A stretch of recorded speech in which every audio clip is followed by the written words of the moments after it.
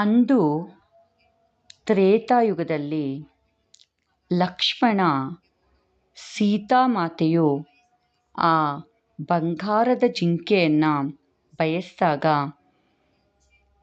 ಇಲ್ಲ ಅತ್ತಿಗೆ, ನಾನು ಅಣ್ಣ ಹೇಳಿದ್ದಾರೆ ನಿಮ್ಮನ್ನು ಕಾಯಲೇಬೇಕು, ನಾನು ಯಾವ ಜಿಂಕೆಯನ್ನು ಹಿಂದೆನೂ ಹೋಗಲಾರೆ ಅಂತ ತನ್ನ ಅಭಿಪ್ರಾಯನ ವ್ಯಕ್ತಪಡಿಸಲೇ ಇಲ್ಲ. ಅದ್ರ ಬದಲು ಆ ಮಾಯಾ ಜಿಂಕೆ ಹಿಂದೆ ಬೆನ್ನಟ್ಟಿ ಹೋದ. ಇಲ್ಲಿ ಅಂದು ಲಕ್ಷ್ಮಣನಿಗೆ ತನ್ನ ಅಭಿವ್ಯಕ್ತಿಯನ್ನು ವ್ಯಕ್ತಪಡಿಸಲಿಕ್ಕೆ ಯಾಕೆ ಸಾಧ್ಯ ಆಗಲಿಲ್ಲ? ಹಾಯ್, ಹಲೋ ಸ್ನೇಹಿತರೆ, welcome back to my channel. ಇವತ್ತು ನಾನು ಮ್ಯಾನಿಫೆಸ್ಟೇಷನ್ ಅಥವಾ ಅಭಿವ್ಯಕ್ತಿ ಸ್ವಾತಂತ್ರ್ಯದ ಬಗ್ಗೆ ಒಂದಷ್ಟು ಮಾತುಕತೆಯನ್ನು ನಡೆಸಲು ಬಂದಿದ್ದೇನೆ. ಬಹುಶಃ ನಿಮಗೂ ಇದು ಉಪಯೋಗ ಆಗ್ಬೋದು ಅಂದ್ಕೊತೀನಿ. ಈ ಅಭಿವ್ಯಕ್ತಿ ಅಥವಾ ಮ್ಯಾನಿಫೆಸ್ಟೇಷನ್ ಈಗೆಲ್ಲ ತುಂಬ ಚರ್ಚೆಯಲ್ಲಿದೆ ಈ ಪದ ಮ್ಯಾನಿಫೆಸ್ಟೇಷನ್. ಆದರೆ ಈ ಚರ್ಚೆ ಆಗ್ತಾ ಇರೋದು ತಮ್ಮ ತಮ್ಮ ಅನುಕೂಲಗಳಿಗೆ ತಕ್ಕ ಹಾಗೆ ತಮ್ಮ ಮನದ ಮಾತುಗಳು ಅಥವಾ ತಮಗೆ ಇಷ್ಟ ಬಂದ ಹಾಗೆ ಮಾತಾಡೋದೇ ಮ್ಯಾನಿಫೆಸ್ಟೇಷನ್ನ, ಅಭಿವ್ಯಕ್ತಿ ಸ್ವಾತಂತ್ರ್ಯವ? ಖಂಡಿತ ಇಲ್ಲ ಅಲ್ವೇ ಸ್ನೇಹಿತರೆ? ಏಕೆಂದರೆ ನಾನು ನನಗಿಷ್ಟ ಬಂದ ಹಾಗೆ ಮಾತಾಡ್ತೀನಿ ಅಂದರೆ ಅದು ನನ್ನ ಅಭಿಪ್ರಾಯ ಅಷ್ಟೇ. ಅದು ನನ್ನ ಅಭಿಪ್ರಾಯ ನಾನು ಹೇಳಬಹುದೇ ಹೊರತು ಅದನ್ನು ಹೇರಬಾರ್ದು ಅಲ್ವಾ?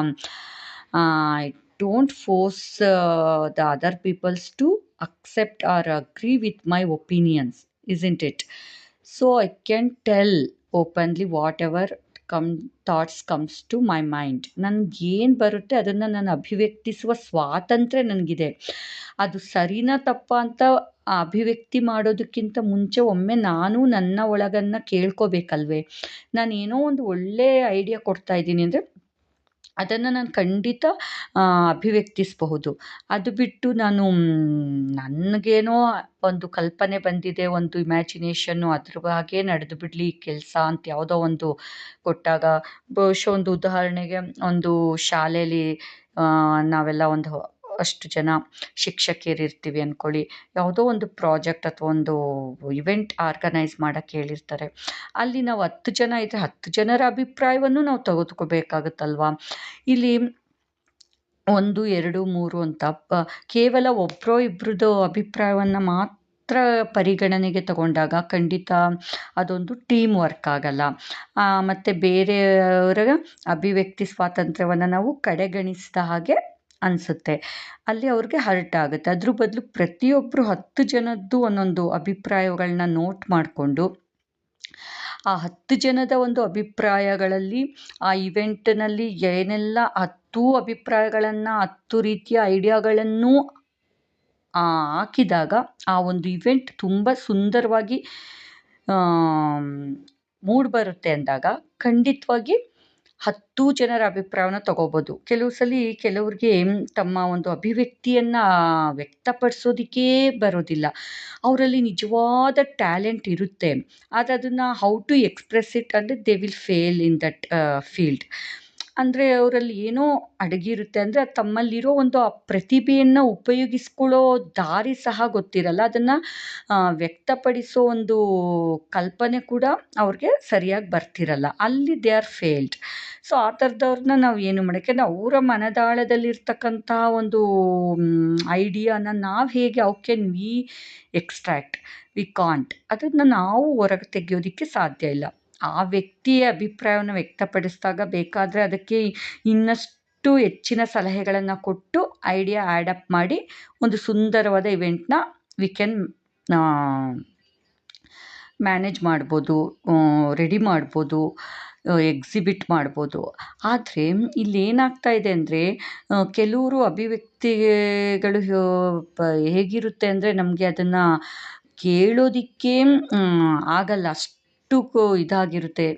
ಉದಾಹರಣೆಗೆ ಇತ್ತೀಚೆಗೆ ದೇಶದಲ್ಲಿ ನಡೆದಂತಹ ಜೆನ್ಸಿಗಳು ಅನ್ನೋ ಹೆಸರಿಟ್ಕೊಂಡು ಈ CJP ನವರು ಜೆನ್ಸಿಗಳನ್ನ ಒಂದು ದಾಳದ ರೀತಿಯಲ್ಲಿ, ಅಕ್ಷರಶಃ ದಾಳಗಳ ರೀತಿಯಲ್ಲಿ ಉಪಯೋಗಿಸ್ಕೊಂಡು ಅಲ್ಲಿ ಬಂದಿರ್ತಕ್ಕಂಥವ್ರು ಎಷ್ಟೋ ಜನ ವಿದ್ಯಾರ್ಥಿಗಳೇ ಅಲ್ಲ ಅನ್ನೋದು ಎಲ್ಲರಿಗೂ ಗೊತ್ತಾಯಿತು. ಎಲ್ಲೆಲ್ಲಿಂದಲೋ ಕರ್ಕೊಂಬಂದಿದ್ದು ಖಾಲಿ ಪುಲಿ ಅಂತಾರು ಪುಂಡರ್ಗಳನ್ನೆಲ್ಲ ಬಾಯಿಗೆ ಬಂದದನ್ನ ವ್ಯಕ್ತಪಡಿಸ್ತಾ ಇದ್ರು ಮ್ಯಾನಿಫೆಸ್ಟೇಷನ್ ಹೆಸರಲ್ಲಿ. Yes we have manifestation power. Yes you have right to speak. India is already in our constitution is there one law right to speak. Yes we have right to speak. Right to speak ಇದೆ ಅಂದ್ಬಿಟ್ಟು we should not express whatever comes to our mind. ತಲೆಯಲ್ಲಿ ಲಕ್ಷ ಆಲೋಚನೆ ಬರುತ್ತೆ. ಒಬ್ಬ ಕೂಲಿ ಕಾರ್ಮಿಕನಿಗೂ ಬರುತ್ತೆ, ಒಬ್ಬ ಭಿಕ್ಷೆ ಬೇಡವನಿಗೂ ಬರುತ್ತೆ. ಯಾರಿಗೆ ಆಲೋಚನೆ ಇರಲ್ಲ, ತಲೆ ಖಾಲಿ ಅಂತೂ ಯಾರಂದರೆ ಯಾರಿಗೂ ಇರಲ್ಲ ಅನಿಸುತ್ತೆ ಅಕ್ಷರಶಃ.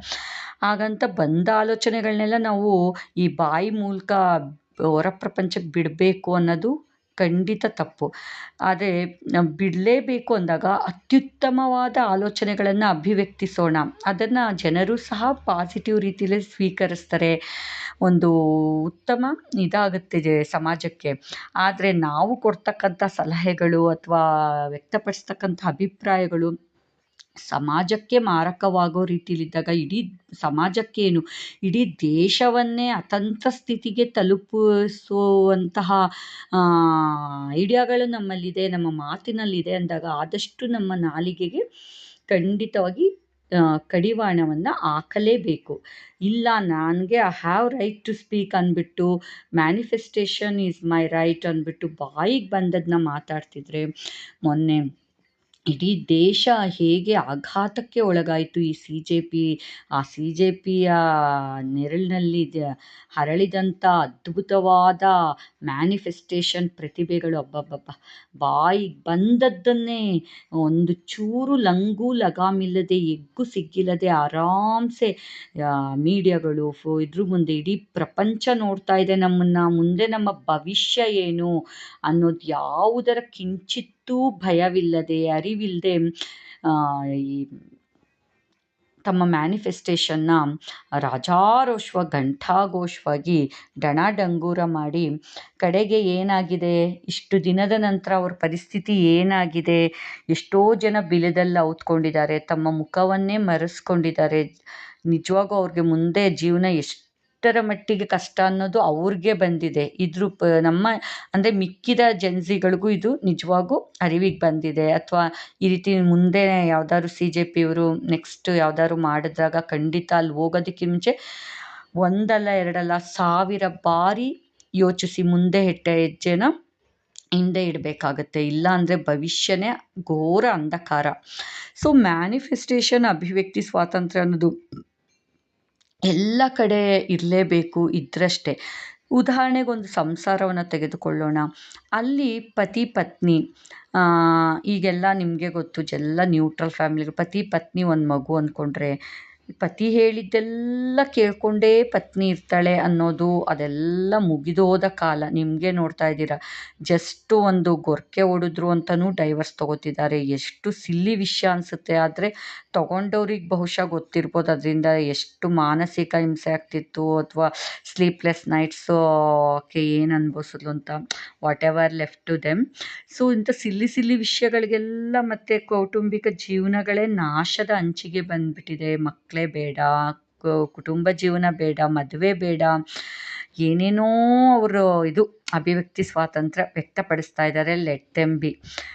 ಆದರೆ ಇಲ್ಲಿ ಪತಿ ಹೇಳ್ದಾಗೇ ಕೇಳಬೇಕು, ಅವನ ಅಭಿವ್ಯಕ್ತಿ ಸ್ವಾತಂತ್ರ್ಯದ ಮಾತ್ರ ಗೌರವಿಸಬೇಕು, ನಾನು ಬಾಯಿ ಮುಚ್ಕೊಂಡಿರಬೇಕು ಅನ್ನೋ ಕಾಲ ಮುಗ್ದಿದೆ. ಆದರೆ ಈಗ ಏನಾಗಿದೆ ಅಂದರೆ ನಾನು ಅವನಿಗಿಂತ ಯಾವುದರಲ್ಲೂ ಕಮ್ಮಿ ಇಲ್ಲ ಅಂತ ಇದು ಒಂಥರ ಉಲ್ಟಾ ಕೇಸ್ ಆಗ್ತಾಯಿದೆ. ನನ್ನಲ್ಲೇ ನಾನು ಅವನಿಗಿಂತ ಜಾಸ್ತಿ ಅರ್ನಿಂಗ್ ಮಾಡ್ತೀನಿ, ನನಗೆ ಅರ್ನಿಂಗ್ ಇದೆ, ನಾನು ಇದು ಮಾಡ್ತಿದ್ದೀನಿ, ನನಗೆ ಯಾಕೆ ಮಾತಾಡೋ ಸ್ವಾತಂತ್ರ್ಯ ಇಲ್ಲ ಅಂತ ಸಂಸಾರಗಳೇ ಅಕ್ಷರಶಃ ನಾಶವಾಗ್ತಾಯಿದೆ. ಯಾವುದೇ ಒಂದು ಸಂಬಂಧ ಇರ್ಬೋದು, ಅದು ಪತಿ ಪತ್ನಿ ಅಥವಾ ಒಂದು ಸಮಾಜದಲ್ಲಿನ ನಮ್ಮ ಸ್ನೇಹಿತರುಗಳು, ಬಂಧು ಬಳಗ, ಎಲ್ಲನೂ ಒಂದು ಮಿತಿಯಲ್ಲಿದ್ದರೆ ಬಹಳ ಚೆಂದ. ಯಾವುದು ಮಿತಿ ಮೀರಿದ್ರೆ ಅದು ನಾಶದ ಹತ್ತನೇ ಅದರ ಮುಂದಿನ ನಡೆ. ಆದ್ದರಿಂದ ನಾವು ಯಾವುದೇ ಆಗಲಿ ಸಂಬಂಧಗಳನ್ನ ಕಾಪಿಡುವಾಗ ವಿ ಹ್ಯಾವ್ ಮ್ಯಾನಿಫೆಸ್ಟೇಷನ್ ಪವರ್ ಅಂದ್ಬಿಟ್ಟು ಬಾಯಿಗೆ ಬಂದಾಗ ಅವ್ರ ಬಗ್ಗೆ ಆಗಲಿ ಯಾವುದೋ ಒಂದು ವಿಷಯದ ಬಗ್ಗೆ ತುಂಬ ಸಲಹೆಗಳನ್ನ ಅಭಿಪ್ರಾಯಗಳನ್ನ ಮಂಡಿಸಬಾರ್ದು.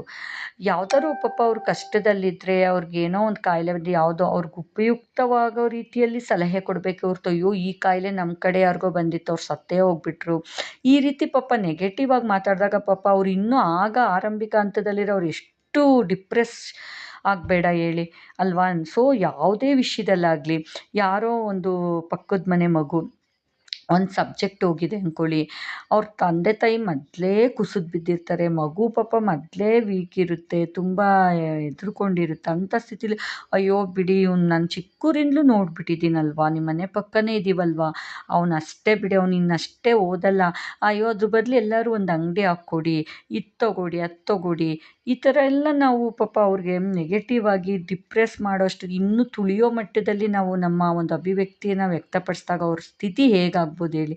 ಇದರಿಂದ ನಾಳೆ ಆ ಮಗು ಏನಾರು ಅಪ್ಪಿತಪ್ಪಿ ಆತ್ಮಹತ್ಯೆಗೆ ಇದು ಮಾಡಿಕೊಂಡ್ರೆ ಅಥವಾ ಪ್ರಯತ್ನ ಪಟ್ಟರೆ ಇದಕ್ಕೆ ಯಾರು ಹೊಣೆ?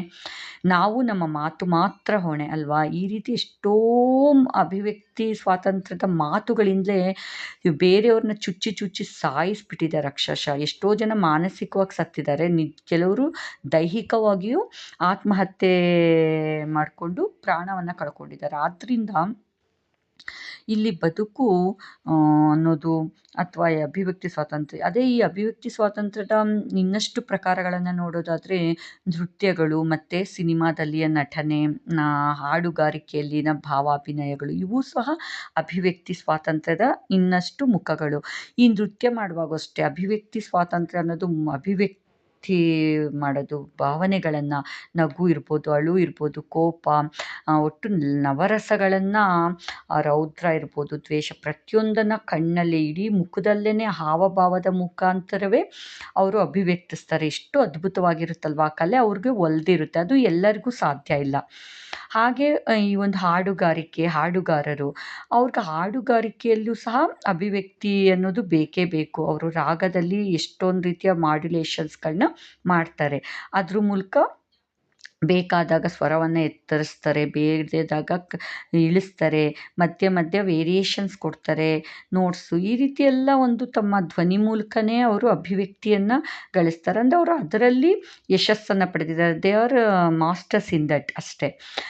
ಮತ್ತು ನಟನೆಗಳನ್ನು ಮಾಡ್ತಕ್ಕಂಥವ್ರು ನಮ್ಮ ರಾಜ್ಕುಮಾರ್ ಇರ್ಬೋದು, ಅಮಿತಾಬ್ ಬಚ್ಚನ್, ಅನಂತ್ ನಾಗ್, ಇವರೆಲ್ಲ ಇಷ್ಟು ಅದ್ಭುತವಾದ ಕಲಾವಿದರು. ಅವ್ರನ್ನ ಸ್ಕ್ರೀನ್ ಮೇಲೆ ನೋಡಿದ್ರೆ ಅವ್ರ ಹಾಗೆ ನಾವು ಮಿಮಿಕ್ರಿ ಮಾಡಲಿಕ್ಕೂ ನಮಗೆ ಬರಲ್ಲ, ಅಷ್ಟು ಅವರು ನಟನೆಯನ್ನು ಅಭಿವ್ಯಕ್ತಿಸುವ ಕಲೆಯನ್ನು ಸಿದ್ಧಿಸ್ಕೊಂಡಿದ್ದಾರೆ, ಮಾಸ್ಟರ್ ಆಗಿದ್ದಾರೆ. ಅದನ್ನು ನಾವು ನೋಡಿ ಆನಂದಿಸಬೇಕಷ್ಟೆ. ಎಲ್ಲರನ್ನೂ ಅನುಕರಿಸೋದು ಅಸಾಧ್ಯ, ಮತ್ತು ಅದು ಬೇಕು ಇಲ್ಲ ಅಲ್ವಾ. ನನ್ನಲ್ಲೇನಿದೆ ಅದನ್ನು ನಾನು ಅಭಿವ್ಯಕ್ತಿ ಮಾಡೋಣ. ಮತ್ತು ನಮ್ಮ ಸುತ್ತಮುತ್ತ ಯಾರಲ್ಲಾದರೂ ಒಂದು ಉತ್ತಮವಾದ ಗುಣಗಳು, ನಡತೆಗಳು ಇದ್ದರೆ ಅದನ್ನು ಕಲಿಯೋಣ, ಅದನ್ನು ಕಲಿಯೋದಕ್ಕೆ ಪ್ರಯತ್ನ ಪಡೋಣ.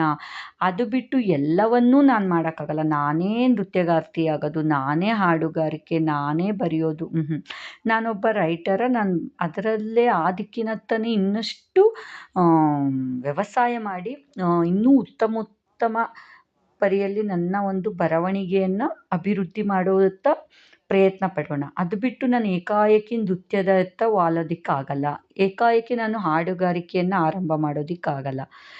ಆದ್ದರಿಂದ ಯಾವುದೇ ಆಗಲಿ, ಯಾವುದೇ ವ್ಯಕ್ತಿ ಅಥವಾ ಒಂದು ಸಂಸ್ಥೆಗಳಿರಲಿ, ಎಷ್ಟೋ ಜನ ನಾವು ಮೀಡಿಯಾದಲ್ಲಿ ನೋಡ್ತಿರ್ತೀವಿ, ದೊಡ್ಡ ಮನುಷ್ಯರು ಅನ್ನಿಸ್ಕೊಂಡಿರ್ತಾರೆ ಸಮಾಜದಲ್ಲಿ, ಆದರೆ ಅವ್ರ ಬಾಯಿಂದ ಬರ್ತಕ್ಕಂತಹ ಒಂದು ಅಭಿವ್ಯಕ್ತಿಗಳಿದೆಯಲ್ಲ, ಕರ್ಣ ಕಠೋರ, ಕೇಳೋದಕ್ಕೆ ಆಗೋದಿಲ್ಲ. ಆದ್ದರಿಂದ ಅಭಿವ್ಯಕ್ತಿ ಸ್ವಾತಂತ್ರ್ಯ ಇದೆ ಅಂದಾಕ್ಷಣಕ್ಕೆ ಅದು ಸ್ವಾತಂತ್ರ್ಯ ಅಷ್ಟೇ ಹೊರತು ಬಾಯಿಗೆ ಬಂದದ್ದನ್ನೆಲ್ಲ ಹೇಳಬೇಕು ಅಂತಿಲ್ಲ. ಎಷ್ಟು ಬೇಕೋ ಅಷ್ಟು ಹೇಳಬೇಕು, ಅಥವಾ ಯಾವುದು ಉತ್ತಮವೋ ಅಥವಾ ಸಮಾಜಕ್ಕೆ ಅದರಿಂದ ಏನಾದರೂ ಉಪಯೋಗ ಆಗುತ್ತೆ ಅಂದರೆ ಖಂಡಿತ ಅದನ್ನು ಹಂಚ್ಕೊಳ್ಳೋಣ, ಅದು ತಪ್ಪಿಲ್ಲ.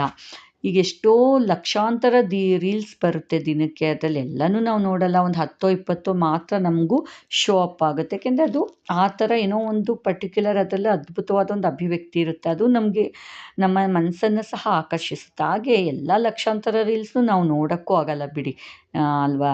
ಸೊ ಹಾಗೆ ಯಾರ ಅಭಿವ್ಯಕ್ತಿ ಚೆನ್ನಾಗಿರುತ್ತೋ ಹಾಗೆ ಅಭಿವ್ಯಕ್ತಿ ಸ್ವಾತಂತ್ರ್ಯ ಮ್ಯಾನಿಫೆಸ್ಟೇಷನ್ ಅಂದರೆ ಬಾಯಿಗೆ ಬಂದದ್ದನ್ನೆಲ್ಲ ವ್ಯಕ್ತಪಡಿಸೋದಲ್ಲ, ಉತ್ತಮವಾಗಿರ್ತಕ್ಕಂಥದ್ದು 4 ಜನಕ್ಕೆ ಒಳ್ಳೆಯದಾಗುತ್ತೆ ಅನ್ನುವಂಥ ಅಭಿಪ್ರಾಯಗಳನ್ನು ಮಾತ್ರ ಮಂಡಿಸೋಣ. ಏನಂತೀರ ಸ್ನೇಹಿತರೆ? ಈ ಒಂದು ಮ್ಯಾನಿಫೆಸ್ಟೇಷನ್ ಬಗ್ಗೆ ನಿಮ್ಮ ಅಭಿಪ್ರಾಯವೇನು? ದಯವಿಟ್ಟು ಇದನ್ನು ಆಲಿಸಿ ನಿಮ್ಮ ಅಭಿಪ್ರಾಯಗಳನ್ನು ತಿಳಿಸಿ. Your opinion is very important to me and keep supporting me. ನಾನು ಅನಿತಾ. Thank you.